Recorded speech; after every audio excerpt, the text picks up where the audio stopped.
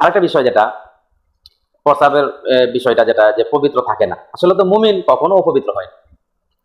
সহিহ বুখারীর হাদিস, আবু হুরায়রা রাদিয়াল্লাহু তাআলা আনহু সাথে রাসূলুল্লাহ সাল্লাল্লাহু আলাইহি ওয়াসাল্লাম সাক্ষাৎ, তিনি বললেন, ওনার বর্ণনা, আবু হুরায়রা রাদিয়াল্লাহু থেকে বর্ণিত, তিনি বলেন যে আমি জুনুবী অবস্থায় ছিলাম, রাসূলের সাথে আমার সাক্ষাৎ হলো, তখন ফাকারিতু আন উজালিসা, যে রাসূল একটু পরে খুঁজেছেন যে আবু হুরায়রা নাই, কই গেল?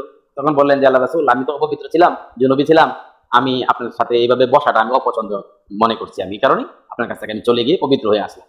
তখন রাসূলুল্লাহ সাল্লাল্লাহু আলাইহি ওয়াসাল্লাম বললেন, সুবহানাল্লাহ, ইন্নাল মুমিনা লা ইয়ানজাসু, যে মুমিন নাপাক হয় না। অর্থাৎ মুমিন হাকিকি নাপাক হয় না। সে নাপাক দুই প্রকার, এক প্রকার হলো হুকমি নাপাক, আর এক হলো হাকিকি নাপাক। যেরকম প্রস্রাব পায়খানা থেকে পবিত্রতা হাসিল করা, শরীর থেকে রক্ত বের হলে, জুনুবী অবস্থায় সহবাসের পরে, এগুলোর ক্ষেত্রে যে নাপাকি, এগুলো থেকে পবিত্র হয়, এটা হলো হাকিকি। আর একটা হলো এমনি আমার শরীর পাক আছে কিন্তু ওযু নাই, আমি এই মুহূর্তে কোরআন শরীফ স্পর্শ করতে পারবো না, নামাজ আদায় করতে পারবো না, তবে জিকির আজকার কোরআন তেলাওয়াত আপনি যদি হুকমি নাপাক থাকেন, জিকির আজকার কোরআন তেলাওয়াত আপনি করতে পারবেন, যদি হাকিকি নাপাক না থাকেন। কিন্তু মুমিন নাপাক হয় না, নাপাক থাকে মুশরিকরা। আল্লাহ সুবহানাহু ওয়া তাআলা বলেন, ইন্নামাল মুশরিকুনা নাজাসুন, মুশরিকরা এরা নাপাক। এই জন্যই একজন মুমিন হিসাবে আমাদের সবসময় পবিত্রতার ব্যাপারে সতর্কতা অবলম্বন করা উচিত। যদি আমরা পবিত্র হই, তা আল্লাহ সুবহানাহু ওয়া তাআলা আমাদেরকে মুহাব্বত করবেন, ভালোবাসবেন, প্রিয় করে নেবেন। আল্লাহ সুবহানাহু ওয়া তাআলা সূরা তাওবা ইরশাদ করেন, ফীহি রিজালুন ইউহিব্বুনা আইয়াতাতাহহারু ওয়াল্লাহু ইউহিব্বুল মুত্তাহহিরিন।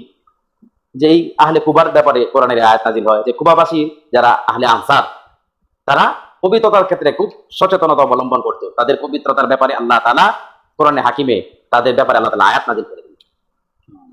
আল্লাহ রাসূল বলেছেন, ইয়া মাশারাল আনসার ইন্নাল্লাহা কাদ আসনা আলাইকুম খাইরান ফিত তুহুদ। তোমাদের পবিত্রতার ব্যাপারে আল্লাহ তাআলা উত্তম ভাবে আল্লাহ তাআলা তোমাদের প্রশংসা করেছেন।